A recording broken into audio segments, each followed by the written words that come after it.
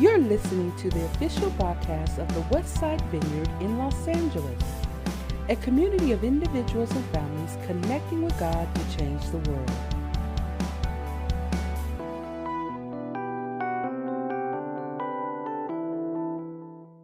I'm going to invite those who are up to begin to grab a seat, extend another warm welcome to those of you who are new. If you've been around the last couple of months, and you know that we've been engaging over the last 8 weeks.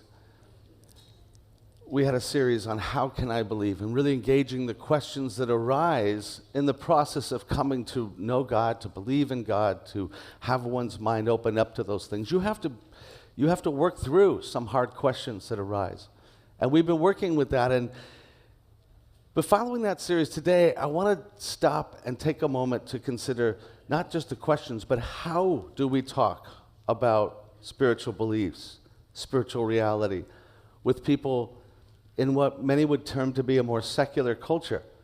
I think so many people today, most even here of us, would probably agree that it seems harder to have conversations about issues of faith and God than perhaps in the past. Depending on your age, you'd be more one that could feel that out in terms of, gosh, 20 years ago, 30 years ago, it just seemed very different than it does today. And perhaps it's because there's lots of changes that have kind of been going on, just a more cynical culture. Many people feel that. Perhaps with social media, you also have this kind of disengaged dialogue that's going on, so people don't have basic regard in the way that they did on any topic. And so things just get thrown at another person in sometimes a safe but not so safe manner, depending on which side you're on. And people can say things and throw out questions, kind of sideline critics. We kind of live in a culture of sideline critics, and so dialogue as a whole is harder. But I think underneath some of that, it's just an internal shift towards becoming a more secular culture. And so I want to take a moment to think about what does it mean and not mean that we live in a more secular culture, and how can we engage and have more positive conversations with people who don't yet believe, or to put it this way, how can we open connection to God in a secular culture? How can we open space that seems to have become closed down? Now, when we think about the secularization of culture, it can refer to a lot of things. There's a lot of ways to define that. We typically hear the word secular and have some sense that it means the opposite of sacred. And so we're saying that somehow the sacred is ignored and people see everything but God in that space. And there is some element of truth in that, but there's something we haven't sometimes grasped about how we've come into this age. A man named Charles Taylor wrote a book just a few years ago that was published called The Secular Age. And it's so profound, this massive work in which, as a philosopher, he brings together all of the social sciences and philosophies and history. And he presents how really over 500 years, Western civilization has gone through changes that lead us to kind of where we are now. But what he grasped in that is that, and so many people are looking at his work and saying, this is actually our story. It really makes sense of the world we live in. And it's unfair to summarize, but in part what he grasped is that we have not had a shift in beliefs in God like we think. The real shift is the way we believe things about ourselves. It's the way we self-perceive, self-identify, and the position that we think we have. And so he begins by kind of unfolding how this takes place, and how for so long Western civilization was birthed in the radical reality that it was Christian worldview that had given it birth to human flourishing. So we are flourishing. The Enlightenment even had that. We're flourishing because of what we've discovered here to be true about who we are, that there's a purpose, there's order. All of this changed everything. But we're flourishing under this sense of, you might call it divine grace. So here's us, here is this divine grace, and we're flourishing under it. But then comes this slow kind of process where this grace is eclipsed by the idea that we have order in the world that's been given to us, and we're discovering the order that this grace brought to us. And pretty soon, we're so focused on the order that we're finding, not only order in terms of the physical world and its physicalities, but also even what we might call now just the moral order of life. That there's some kind of moral order, there's a code to be discovered. And our ability to discover the code is amazing because we have reason, and pretty soon, it's our reason that we begin to trust in to find the codes, what we might call the normal moral order and everything else about life. And pretty soon, it's now more about our ability to find and flourish on our own. And we'll discover whatever God's plan was. And that's kind of where we begin. And so, there may be a plan, but we're more enamored with our own potential in that process. And he says, eventually, over time, there's a sense in which, you know what? There may be a plan, but we're so amazing. Just so amazing. Look at us. We're just so amazing that we really don't need the connection to God at all. We really can work this plan on our own. And there you have this slow process that begins to progress. And what we come to, what he describes as leaving the idea of being what he called the porous self, the vulnerable self, in which we are powerless given the larger questions of life and the larger powers and principalities at work, to this kind of buffered life. And he calls the buffered self that which no longer sees itself engaged with these larger questions and these larger entities at all. As long as we can kind of protect ourselves within our own sense of reason, I can manage this world just fine all on my own. And you have this shift that begins to take place. And so the belief that changes is not so much a belief about God as it is about us. And we kind of move into this place of utter independence, in which pretty soon, really, in terms of the order of things, it's being faithful to my own buffered self, who's navigating into this world. And what really matters is being authentic to that self within me. And so one begins to feel comfort at the idea that there is no authority outside that should be telling me what to do. I, in my own reasoning, will come and arrive at my own ideas of what that order should be. So there is strength to the idea that there's no more authoritarianism that's going to come and confront me, but any authority over me is gone and must be gone. And so that's a very short summation of where he moves. But what does it tell us then? What are we to make of these ideas of secularization? The first is to note that secularization is really a shift in beliefs more than facts. In other words, we don't arrive at it merely because, we've discovered that there may be evolution in a big bang. That doesn't change anything. It's not a matter of coming into new facts. It's beliefs in our minds about the way the world is and who we are and how you arrive at what is true and good and right and flourishing. And the way we approach human flourishing is to think that we are the center of that, and it's all about ourselves as individuals. So it's quite different. The point of that is to say there's lots of assumptions that are made, but as Tim Keller says, we are the first culture, and I'm talking about modern Western culture, that doesn't realize it's a culture, that actually doesn't realize it has beliefs. We believe that we're just living smarter than anyone else has ever lived, and that we have just arrived in this linear fashion to finally realize that this is the way that all smart people should think. The smartest people that have ever existed are the ones living now. We don't have these assumptions or beliefs. We think that we merely are the smartest people, and we've arrived. So we study other cultures, but we, modern American Westerners, are the only ones who don't think that we have a culture. But we are shaped by all these assumptions. So it's not so much merely that we've arrived somewhere by facts, but also really by all these beliefs. Secondly, secularization closes one off from what lies outside themselves, and with it, the ability to find themselves in relationship to a larger source of identity and meaning. And this is so much of what he draws upon as he says that there's this counter pressure, if you will, that arises now in this so-called secular culture, in which one begins to feel their autonomy, but in their autonomy, they begin to feel that there's something very lost, and that they indeed feel lost. In other words, people are living today, he says, between this idea of being free from God, but also being haunted by transcendence.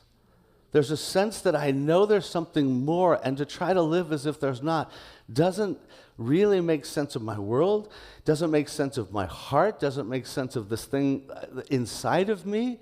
So I'm trying to live between this. And there's this counter pressure, if you will, that still lies there in every person. There's still a longing unmet. Yesterday I went to get my hair cut, and I'm chatting with the gal who's cutting my hair, and long story short, fascinating conversation. It connects over to somebody that she made a comment about. I said, oh, they frequent our cafe. And she said, oh, really? What's the cafe? Oh, this coffee connection. Oh, I know that. She goes, you're part of that? Yeah, well, actually, I pastor the church that's part of the coffee connection. You go, oh, my God. And then she dives in that moment. And it wasn't a moment of, you're a pastor. And then she quickly does bad things to my hair and then gets done with it. No. Immediately, in that moment, she just stops and gets really quiet. And she said, and she starts telling me the story of her own parents. She says, I don't have a belief. I don't know what I believe right now. Like, that wasn't, this. She just opens this up and shares this. And I said, well, what is your family? But she, well, my dad became really strong. She kept saying it was my grandmother. My grandmother was my only root. My grandmother was unwavering. She gave me faith. But she died when I was 12. And she said something on the slide. She says, so many bad things have happened to my life if she hadn't died, or wouldn't have happened to my life. I said, well, what happened? She goes, well, my parents divorced 2 months later. And my world fell apart. My mom stopped praying with me. And my father became very kind of bitter and more of an atheist. And she says, can I tell you, I have all these senses where there is something else, like a presence that's bigger than my world, but I don't know how to connect with that. This is exactly what she said. She's telling me about someone who's been given a secular idea of life, but it's not satisfying. And I think there's a lot more there, if you will, a lot more space that is in people's lives if we realize that this is the position they're in. And lastly, secularization is not the end of anything. We often are given this idea that our culture is progressing in some kind of linear fashion, and here we've arrived because the narrative of our culture is, we've just become so smart. We finally realized we don't need ideas and beliefs about God to find truth. Truth is somehow something we'll all figure out on our own. And that's just not true. And the idea that there's life without God is not entirely new. In the first place, you might remember in the scriptures, there's a number of times where they pull up this little phrase about without God, life is eat and drink, be merry, and die. Why don't we just eat, drink, be merry, and die? Because if there is no more meaning, there's nothing greater to life, you might as well just enjoy the shallow pleasures of it, enjoy them in their fullness, because there's nothing more. And that doesn't sound so old, does it? It sounds very current. And you know what? It was Epicurus in 300 BC who first coined the phrase, because he saw that as the way life would be without God. And here we are, and I feel like that's pretty much kind of the culture I live in. There's nothing new to it, and there won't be an end to it. It's not merely leading to an end of faith at all. The truth is, there is that which is still in a process of people trying to close down a space you cannot close down. That's what I think most people feel like. They're trying, and our culture's trying to close down the space of God, but you can't quite do it. You may have seen this little play on words that I think is actually very interesting way to look at it. But you may recall that someone did a play on words where if you look at just the statement that our culture declares, or any human soul might declare, which is that God is nowhere. God is nowhere. That is what one might feel, that is what one might perceive, but with one small shift in space, it becomes God is now here. And that somewhere, every one of us in this room has probably gone through moments where we're kind of fluctuating in that. We've come towards belief, but somewhere space had to open up. From God is nowhere, and then there's this something we experience something, and suddenly we're like, oh my, God is here. God is here in the presence of my life. I think he's speaking to me. I think he could be real. My whole world changes in that moment. Everything becomes bigger, like massively bigger. Now, it comes through different ways, right? Every one of us is different, and everyone will go through and find that space. Some it's created by their friends and family who created space when they were young, space for God to be experienced and known. For others, though, there wasn't space created by family, and it might have come at a later time as one begins to, go through a time of reading something or hearing something from a friend, and the space begins to open. It might go through a time in which slowly one begins to feel the shallowness of the pleasures of this world and just says, there's more. I'm kind of done just trying to find everything in this. I think I want to open myself up to consider more, and that may come slowly. It also often comes in a crisis moment where one suddenly finds that the illusion of control is pierced, and one realizes, I am not in control of all things. And I want to deeply consider what is in control of this world, or many other types of crisis. But the point is that we all find that space opens up in different ways. There's no formula for it. But I want to suggest there are some principles that can help serve that space, whether you as an individual, or perhaps as you, mostly today, I want to talk about in conversations with people, how do we help open up that type of space? And the first thing that I would note is, number one, enjoy the natural connection of common experience, or we might refer to like the common ground of life. I think most of us, we think I'm supposed to be different, and so we're so focused on how it is that I'm supposed to be different than this world, that we're all trying to figure out, okay, don't relate to it, don't relate to anybody, be really different. You probably shouldn't talk to them. We get to this idea like God's given you a commission. Go out and have no ability to relate to the world. And I think we are to be different, but we need to stop and ask ourselves, in what way are we to be different? Because I think we're trying to be different maybe in some of the wrong ways. And most people outside of belief, they now kind of look upon Christianity, however you term it, as just living in a weirdly different world. Like if somebody hears that somebody else is a Christian, they think, wow, all I know about you is you live in a reality I have no way of even relating to, because you just are so different.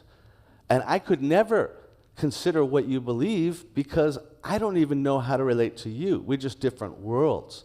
That's how unrelatable. And as Tim Keller says, we need to learn to help people understand we occupy the same world.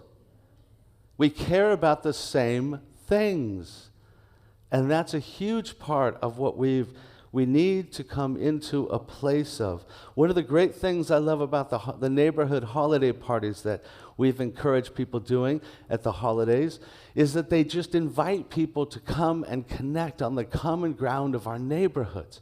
I went and met with a couple yesterday morning going through a hard time, and they said, we just got to tell you something. Everything changed for us with our holiday party. They said, quote unquote, it's the best thing we've ever done. Because now our neighbors are all engaged together with us going through this time. But all before that, it was just somebody you waved at. You knew 3 of them, but nobody else talked. Now people are coming together. So there's this place of finding this kind of needed common ground.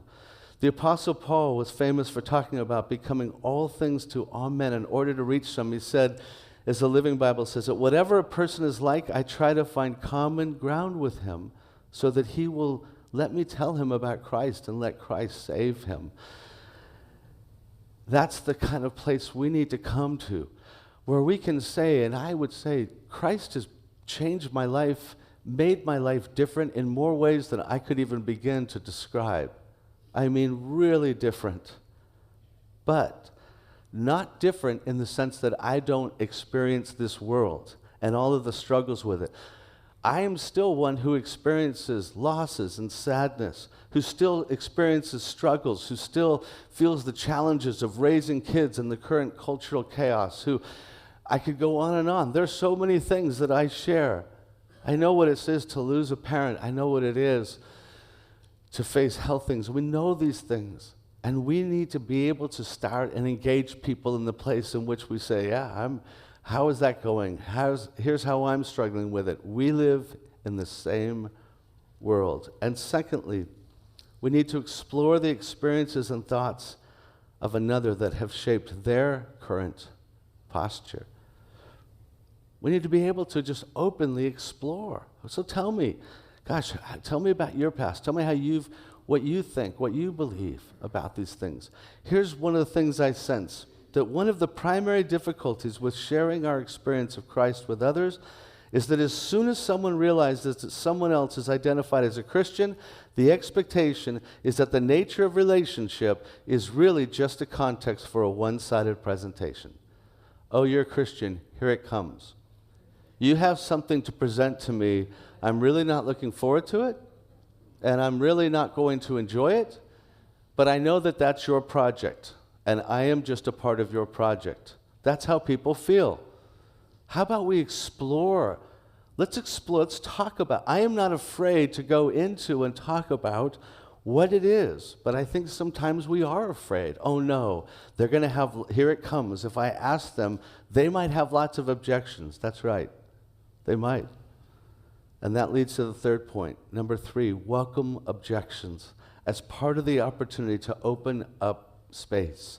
We tend to think when people have objections that that's going to be the end all. It's not. It's actually, objections are what people have used unconsciously to close the space about the questions of life.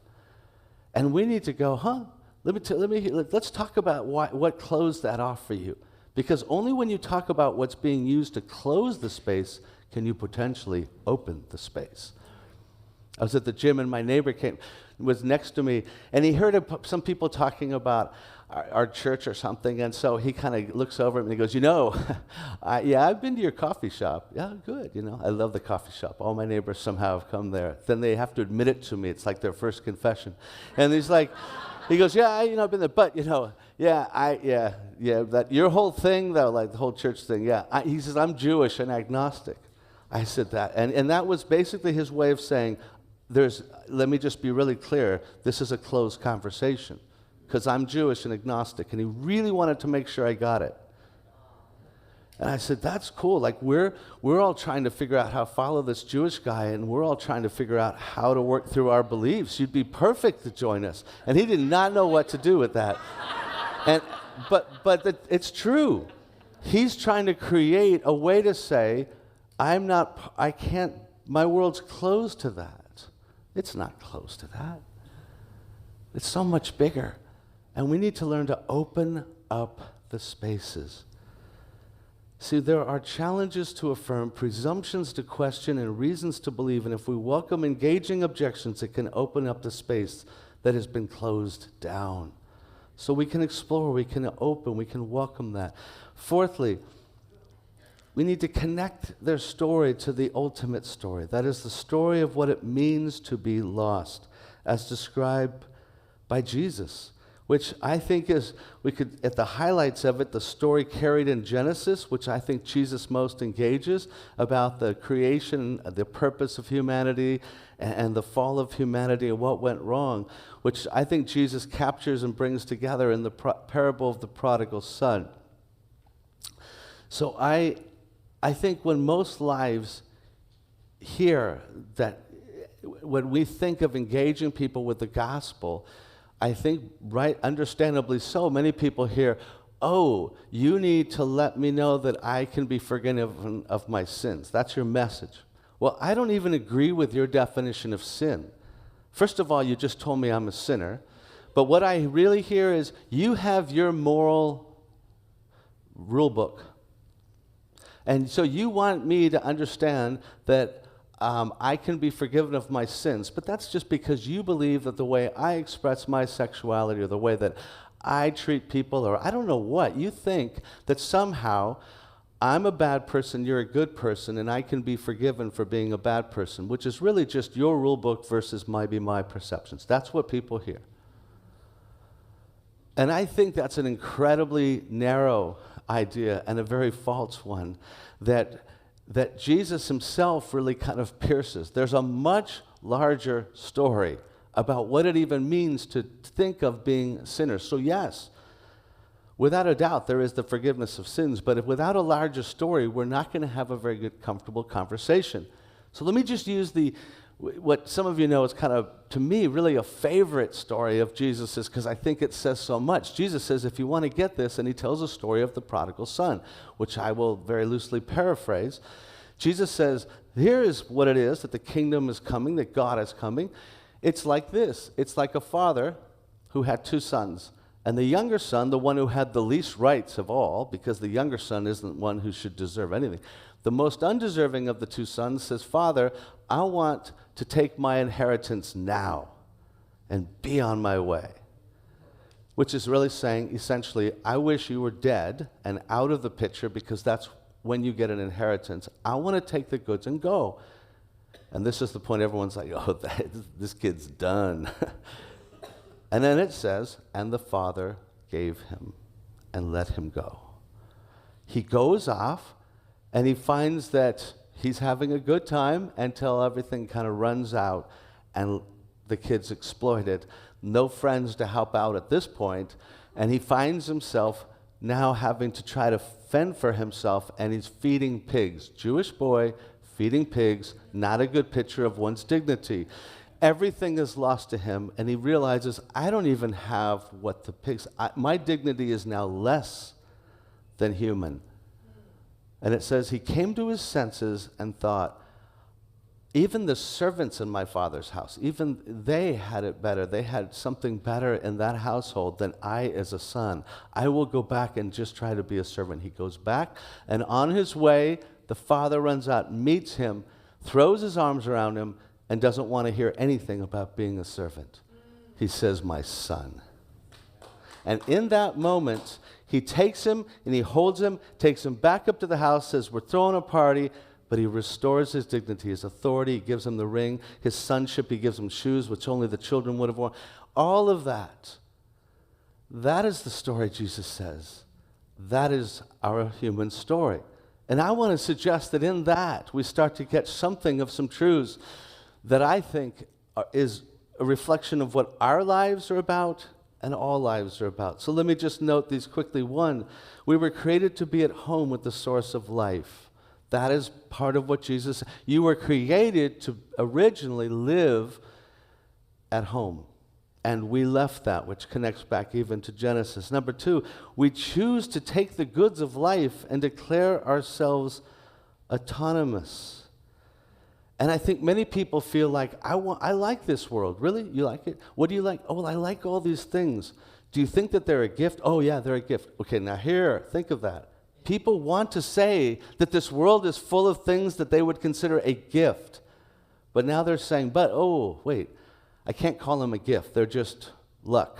I mean, so there's a sense in which, no, the story is you took the goods, but you left the giver, so you don't have any ability to enjoy how good they are and to enjoy them for what they were meant to be. You're trying to live that way, and that's me, and I think that's you, and I think that's all lives. Thirdly, the reality is that we have been given such freedom, but we will find we're never at home, never valued for who we are.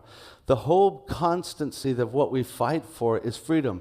Everybody, including many of us, would admit what we're saying is, I want to run my own life. And the radical part of this story is that God says, okay, that's the freedom I gave you. But everybody wants to argue that they have a right to run their own life. I would say you can. How is that working out? In other words, why are you fighting for the very thing that God will give you? But let's talk about freedom, And so that is part of the story. And what we find is, though, that we're never really at home, never really valued for who we are, and that there is the challenge. Another point is that God's our original source, our ultimate Father, who longs for us to come home to life with Him. That we are declaring that we believe that God loves the whole world, that He loves you. That is the core of anything I'd want to communicate to somebody, but He's also got the grace to meet you in wherever you are at. He has mercy. He meets us in that mercy wherever we are. And it may not be comfortable for people to feel they need it, but that is where He meets us. And when we realize that we're not home, the best news is that we can come home. And that's so important. And He is the one who can bestow on us the dignity that He created us to have. He's the only one who can call us out. Or to put it this way, as much as we try to name ourselves or create a name for ourselves, only He who created the human soul with sacred dignity can name us. Our whole lives are about trying to make a name, wishing we had a name, feeling we don't have a name. But there's one who named us long ago, and that's what we're invited to come back to. That's the only one who can say, son, daughter, I'm giving you back what you were meant to know of yourself. And we find that at home. And lastly, He has made a way of grace to come home by bearing the consequences of our separation. This is the story. These are the things that allow us to say, can anyone find their way in this story? How can we connect our story? How can we help someone else perhaps connect their story and discover that really the way we experience life, Jesus is meeting us in that. The larger story creates a larger space. Let me just say that again. The larger story, not just you're a sinner under my rules and you're forgiven under my name of Christian. No, there's a larger story, and it even describes how I'm a sinner. It's my pride, my separation, my claim of autonomy. That's what really is the root of everything else. And so at least it brings us back into that story. But lastly, there's the invitation, the call in this process to be able to pray. That is to align ourselves with all that God is doing. Because Jesus understood that we're really not here in this world to debate with people about truth. It's much more dynamic than that. This is not merely a debate of ideas. There is also behind the whole of reality, there is a warring for the honor of God. And that the struggle we feel about our freedom and wanting to say, look, I want to do it my way, and I want to be the one who finds my own glory, that took place in the heavenly realm before it ever took place on earth. It's only getting worked out here, that there are powers and principalities that have said, we want the glory and we'll consume creation and every human soul towards that end. So there is a spiritual dynamic that's going on before and beneath everything that we feel here on earth. That's why Jesus said, if you want to enter into this war, it's not a war between you and anybody else in your life. Do you understand that? It's not a war between you and that antagonistic family member, that antagonistic friend, the people who make you feel stupid because they have some good questions. It's not a war with them. It is ultimately between God wanting to get His children and somebody else claiming them. That is what it is. And Jesus says, if you want to enter into that, you better do so prayerfully. You better understand that you're entering into a dynamic that's bigger than you. It's bigger than reason. It's bigger than ideas.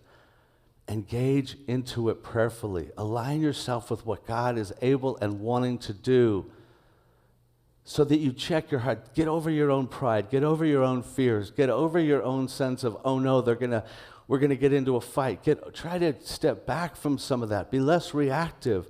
Open your heart to what God wants to be able to do in that.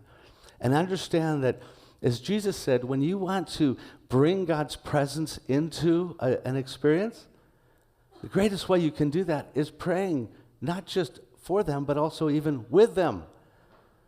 Or put it this way, probably one of the best opportunities we can have when there's somebody we care about is to simply ask, can I pray for you right now?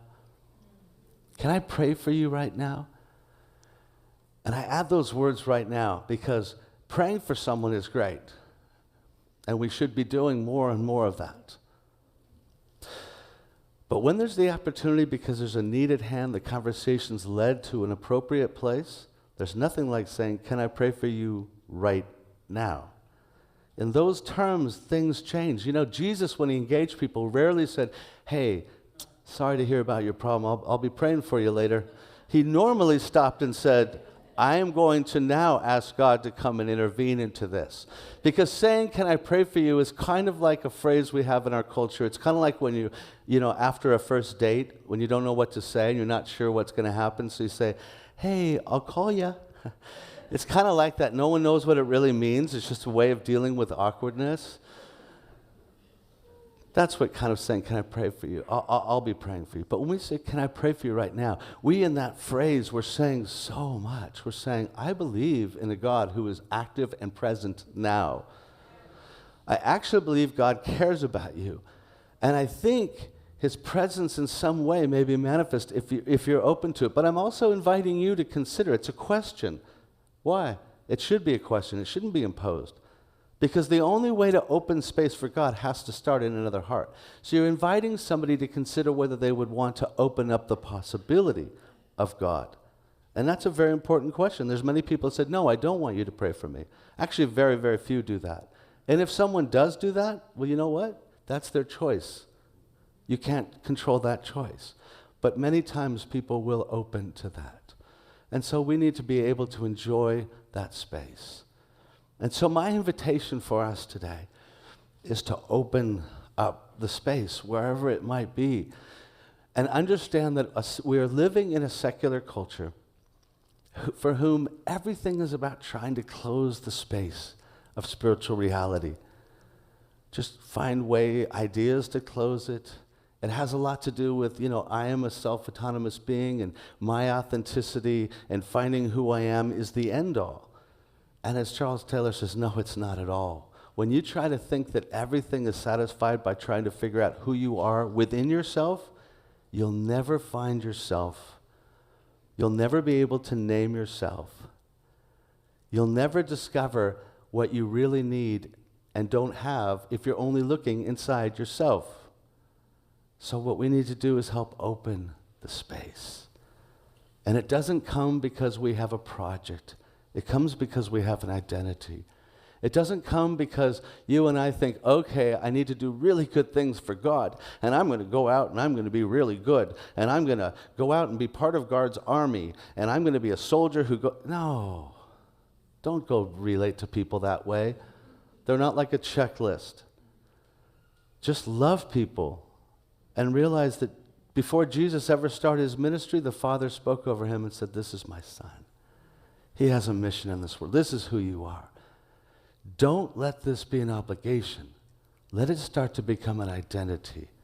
I am a person who loves to help create space for people to know God. Amen? Amen. Let's pray. And I'm going to ask us to just think for a moment and pray, because I think most of us, I'm one who doesn't pray enough for those people. So I'm going to ask you, we're all going to close our eyes, to first just take a moment, though, and think of 1 to 3 people that come to mind in your life who you would like to have better conversations with, that maybe God's put in your life, but also in your heart to do so. Let's pray. God, there's some of us here who are just, we're just trying to sort out who you're going to be in our life, whether you exist and whether you are real and whether your claim on us is truly the claim that we have to come to. I pray that even now, I feel like your Spirit is just opening up hearts to realize that there's been a desire to close off what is to be open. And I just pray your Spirit would help open that heart, even now.